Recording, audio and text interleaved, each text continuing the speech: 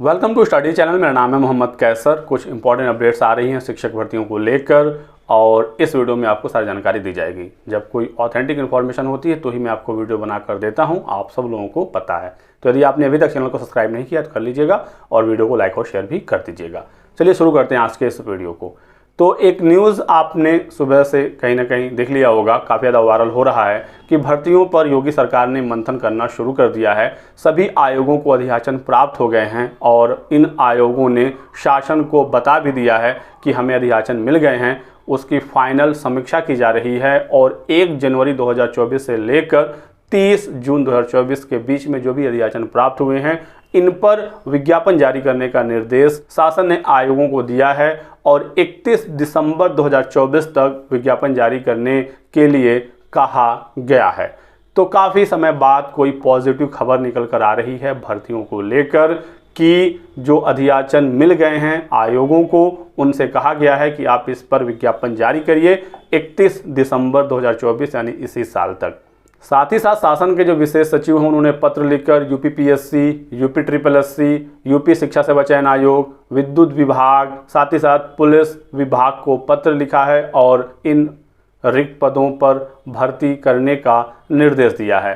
तो देखिए यहाँ पर दोस्तों अपडेट आपको अच्छी भी लग सकती है, बुरी भी लग सकती है। जो न्यूज़पेपर में खबर आ रही है मैं आपको बता रहा हूँ। इससे पहले भी बहुत बार आ चुकी है कि अधियाचन मंगाए जा रहे हैं, भर्तियाँ आएंगी, लेकिन एक्चुअल में विज्ञापन जारी नहीं हो रहे हैं।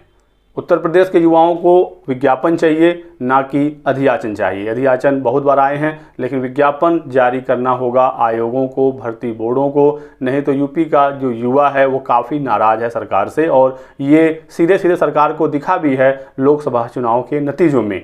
तो सरकार को अब रोजगार पर काम करना ही होगा, नहीं करेंगे तो फिर नुकसान सरकार का ही है। विधानसभा के चुनाव होंगे 27 में, फिर उसका खामियाजा सरकार को भुगतना होगा। तो फिलहाल की जो तैयारी है वो ये है कि जितने भी अधियाचन सभी आयोगों को मिले हुए हैं इस पर विज्ञापन इसी साल जारी किए जाएं। यूपीपीएससी को तमाम भर्तियों के अधियाचन मिले हुए हैं, आपको पता है। एलटी ग्रेड का अधियाचन मिला हुआ है, जीआईसी प्रवक्ता का अधियाचन मिला हुआ है, खंड शिक्षा अधिकारी का अधियाचन मिला हुआ है। समकक्षार्हता का मामला फंसा है जिसकी वजह से जो भी ये विज्ञापन है ये जारी नहीं हो रहे हैं।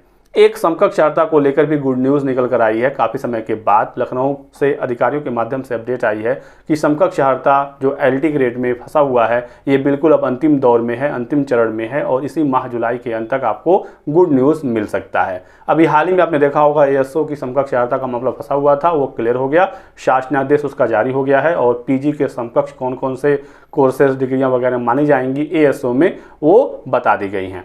तो अगला जो समकक्षार्हता नोटिस देखने को मिलेगा वो एलटी ग्रेड संबंधी ही होगा, जहां पर बीएड की समकक्षार्हता को हल कर दिया जाएगा और इसके बाद फिर एलटी और खंड शिक्षा अधिकारी वगैरह के भी विज्ञापन जारी हो सकेंगे।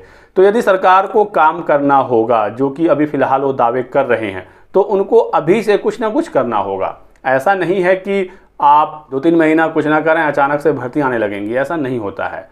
अभी आपको पता है कि आरओ का पेपर लीक हुआ था, उसका री एग्ज़ाम होना है यूपीपीएससी से। जो तमाम परीक्षाएं स्थगित हो गई थी, पीसीएस वगैरह की, स्टाफ नर्स की, आचार संहिता में, ये सारे एग्जाम होने हैं। यूपीपीएससी ने हालांकि अपना एग्जाम कैलेंडर जारी कर दिया है, लेकिन एलटी ग्रेड में जो समकक्षार्हता वाला विवाद है उसके बारे में एग्जैक्ट जानकारी नहीं आ रही थी। तो इससे संबंधित जो अपडेट आई मैंने आपको बताया। अब बात करते हैं यूपी शिक्षा सेवा चयन आयोग की। तो जब तक अध्यक्ष आएंगे नहीं नए आयोग में कोई भर्ती हो नहीं सकती, जब तक एग्ज़ाम कंट्रोलर की नियुक्ति नहीं होगी कोई भर्ती हो नहीं सकती। तो यदि आप अध्यक्ष की नियुक्ति ही करेंगे अक्टूबर-नवंबर तक, तो फिर लंबित परीक्षाएं आप कब कराएंगे, फिर नए विज्ञापन आप कैसे जारी कर देंगे दिसंबर तक। तो यदि काम करना होगा, सरकार यदि सीरियस सच में है, तो उन्हें जुलाई-अगस्त तक सारे काम कंप्लीट करने होंगे नए आयोग में और नए आयोग को सक्रिय करना होगा। खबर तो है कि इसी महीने नए जो अस्थायी अध्यक्ष हैं वो आ जाएंगे, 4 उप सचिव की नियुक्ति हो जाएगी, एग्जाम कंट्रोलर की नियुक्ति होनी है, परमानेंट सचिव की नियुक्ति होनी है, ठीक है।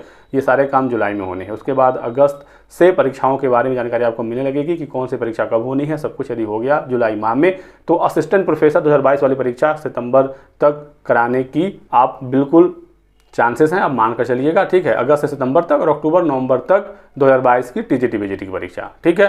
और जो भी अधियाचन का दावा किया गया है नए आयोग को मिला है तो दिसंबर तक वो जारी करने का लक्ष्य है। नहीं जारी हो पाया तो मान लीजिए अगले साल ही आ जाए, कोई बहुत बड़ी बात नहीं है। सरकार यदि काम करे ईमानदारी से तो थोड़ा सा स्टूडेंट भी एडजस्ट कर सकते हैं। आप इस साल नए आयोग से दोनों परीक्षाएं करा लीजिए, वही बहुत बड़ी बात है। 2022 की असिस्टेंट प्रोफेसर हो जाए, 2022 की टीजीटी पीजीटी हो जाए इस साल दिसंबर तक, और इनका रिजल्ट जारी कर दिया जाए, इनको नियुक्ति मिल जाए। फिर जो भी नए आपको अध्याचन मिले हुए हैं आप उसको जारी करिए, यूपी टेट का विज्ञापन जारी करिए। प्राथमिक शिक्षक भर्ती हुए उत्तर प्रदेश में 4-5 साल का समय बीत गया। 2019 में आई थी पिछली भर्ती, एलटी ग्रेड की पिछली भर्ती 2018 में आई थी, खंड शिक्षा अधिकारी की पिछली भर्ती 2019 में आई थी, जीआईसी प्रवक्ता की पिछली भर्ती 2020 में आई थी। 2022 की टीजीटी पीजीटी का फॉर्म भरे अब 2 साल हो गया, अभी तक परीक्षा नहीं हो पाई। तो जो भी पुरानी परीक्षाएं हैं पहले क्लियर किया जाए, नए विज्ञापन निकाले जाएं। उत्तर प्रदेश में स्पेशली बीएड बीटीसी सबसे ज़्यादा परेशान है, क्योंकि शिक्षक भर्तियां बिल्कुल हो ही नहीं रही हैं। अन्य कुछ भर्तियां तो जरूर आ जा रही हैं, SSSC से कुछ न कुछ, यूपीपीएससी से कुछ न कुछ तो आ ही जाता है। यूपी कांस्टेबल का इतना बड़ा विज्ञापन आया जो कि बिल्कुल सराहनीय कदम था सरकार का। जो सरकार सही काम करेगी तो उसे हम जरूर सपोर्ट करेंगे। हालांकि पेपर लीक हो गया, एग्जाम के बारे में बता देना चाहिए कि आपकी परीक्षा कब तक होगी, ताकि अभ्यर्थी उसके हिसाब से अपना प्रिपरेशन करते रहें। यही कुछ जानकारी थी जो आज सामने निकल कर आई हैं, और देखना होगा कि किन किन पदों का अध्याचन यूपी शिक्षा सेवा चयन आयोग को मिलता है। टीजीटी पीजीटी का मिलता है या नहीं, प्रधानाचार्य का मिलता है या नहीं माध्यमिक विद्यालयों के लिए, असिस्टेंट प्रोफेसर के भी बहुत सारे पद रिक्त हैं, और शासकीय डिग्री कॉलेजों में प्राइमरी की भर्ती आपको पता है उत्तर प्रदेश में काफ़ी समय हो गया, हज़ारों पद रिक्त हैं, लाखों में मैं तो कहूँगा कि पद रिक्त हैं। तो देखना होगा इन पदों का अध्याचन मिलता है या नहीं। 6 to 8 के हज़ारों पद, लगभग 30 से 40 हज़ार पद रिक्त हैं। प्रमोशन भी रुका हुआ है, नई भर्तियां भी 6 to 8 में नहीं हो रही हैं। तो बताइए फिर शिक्षा कैसे मिलेगा छात्रों को? और जब पढ़ाई होगी नहीं तो गार्जियन अपने बच्चों को सरकारी स्कूलों में भेजेंगे नहीं। फिर जब बच्चे कम होंगे तो सरकार कहेगी कि छात्र शिक्षक अनुपात तो हमारा मेंटेन है, 30 बच्चों पर 1 शिक्षक चाहिए प्राइमरी में, और जब बच्चे आ नहीं रहे हैं तो शिक्षक ही सरप्लस हो जा रहे हैं, ज़रूरत से ज़्यादा शिक्षक दिखाए जा रहे हैं। जब सैलरी देने की बात होती है तो शिक्षा मित्रों को मिलता है 10,000, लेकिन जब गणना करते हैं तो 1 लाख शिक्षा मित्रों को भी शिक्षक की गणना में जोड़ लिया जाता है, शिक्षक छात्र अनुपात मेंटेन हो जाता है।